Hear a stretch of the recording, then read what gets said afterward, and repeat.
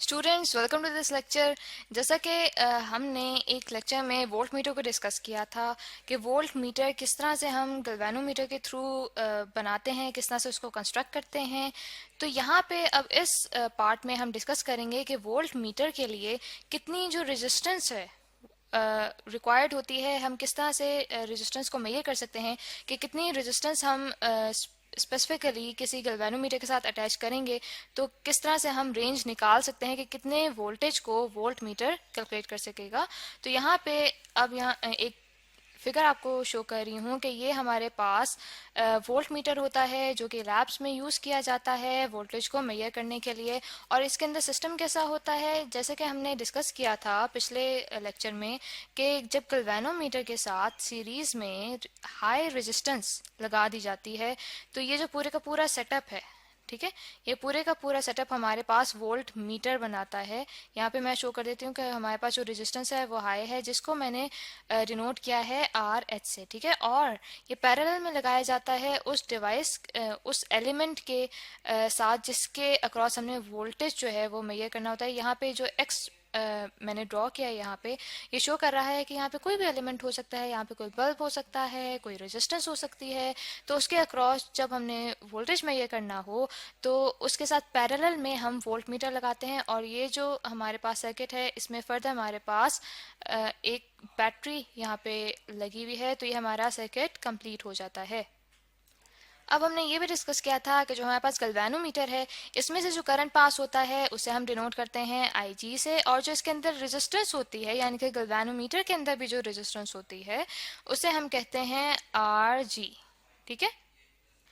तो volt meter जो होता है उसकी एक खास रेंज होती है, ठीक है। रेंज से मुराद ये है कि वो एक खास लिमिट तक वोल्टेज को मेजर कर सकता है। एक लिमिट होती है और वो लिमिट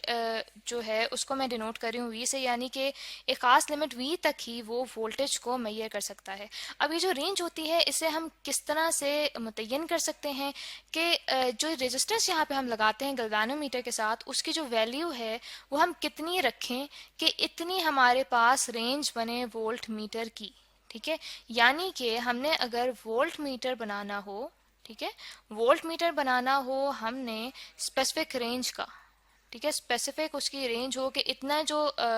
वोल्टेज है यहाँ तक वो मेजर कर सके पोटेंशियल को, तो वहाँ पे हम सबसे पहले फाइंड करते हैं आर एच, यानी कि कितनी हाई रेजिस्टेंस जो है वो हम गैल्वेनोमीटर के साथ सीरीज में लगाएंगे तो इतने रेंज का हमारे पास वोल्ट मीटर बनेगा। तो उससे हम देखते हैं कि हम रेजिस्टेंस को कैसे देख सकते हैं कि कितनी रेजिस्टेंस हमें लगानी चाहिए। तो जैसे कि हम जानते हैं कि ओम्स लॉ के मुताबिक हमारे पास जो पोटेंशियल होता है वो इक्वल होता है हमारे पास प्रोडक्ट के करंट और रेजिस्टेंस के, ठीक है। जिसमें से हमने देखा कि जो हमारे पास इस वोल्ट मीटर में से करंट गुजरेगा उसमें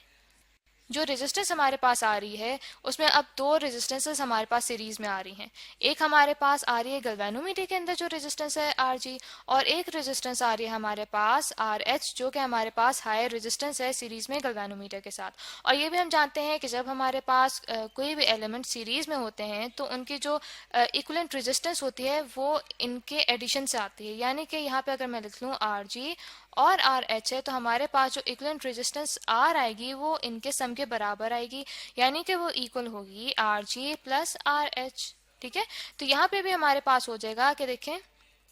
कि जैसे हमारे पास गैल्वेनोमीटर जो है वो सीरीज में है रेजिस्टेंस आर एच के, तो इनमें से जो करंट पास होगा वो सेम पास होगा, इसलिए हम कह सकते हैं कि जो आई जी करंट गैल्वेनोमीटर में से पास हो रहा है वही करंट पास हो रहा है आर एच में से। तो यहाँ हम इसका मतलब है लिख सकते हैं कि जो हमारे पास पोटेंशियल है वो इक्वल हो जाएगा आई जी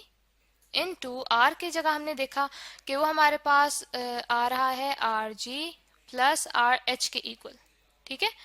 तो ये हमारे पास बन जाएगा कि जब हम आई जी को दूसरी तरफ लेके आएंगे तो हमारे पास बनेगा R G plus R H,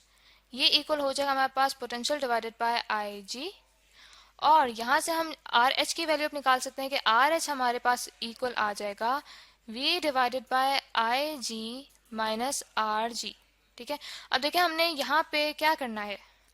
कि जो गैल्वेनोमीटर है उसका जो स्केल हमारे पास होता है, ठीक है। यहाँ पे मैं फॉर एग्जांपल गैल्वेनोमीटर का जो हमारे पास स्केल होता है वो यहाँ पे मैं ड्रॉ कर रही हूँ, ठीक है। तो यहाँ पे जो उसकी नीडल है, जब हमारे पास बिल्कुल मैक्सिमम पॉइंट पे आएगी तो वो उसकी रेंज है कि वो इस रेंज तक करंट मेजर कर सकता है, यानी कि जो उसकी रेंज है वो आई जी कहलाएगी। ठीक है। वो भी हमें पता होगा गैल्वेनोमीटर का कि वो कितनी रेंज तक जो है करंट मेजर कर सकता है। उसके साथ ही उसकी रेजिस्टेंस आर जी भी हमें पता होगी कि इसके अंदर की रेजिस्टेंस क्या है। तो दैट मीन्स कि जो हायर रेजिस्टेंस हमने फाइंड आउट करनी है उसके लिए सिंपली हम इस इक्वेशन में पोटेंशियल की वैल्यू डालेंगे कि हमें इतना पोटेंशियल जो रेंज है वो रिक्वायर्ड है वोल्ट मीटर के लिए। तो इतनी जो है हायर रेजिस्टेंस हमें इसके साथ अटैच करनी है, तब इसी रेंज का हमारे पास जो है वोल्ट मीटर वजूद में आएगा। तो आई होप स्टूडेंट्स कि आपको समझ आ गया कि जब हमने रेजिस्टेंस अटैच करनी होती है गैल्वेनोमीटर में वोल्ट मीटर बनाने के लिए, तो जो हाई रेजिस्टेंस है वो हम किस तरह से ऑब्टेन कर सकते हैं, किस तरह से कैलकुलेट कर सकते हैं कि हमारे पास एक स्पेसिफिक रेंज का वोल्ट मीटर बन सके।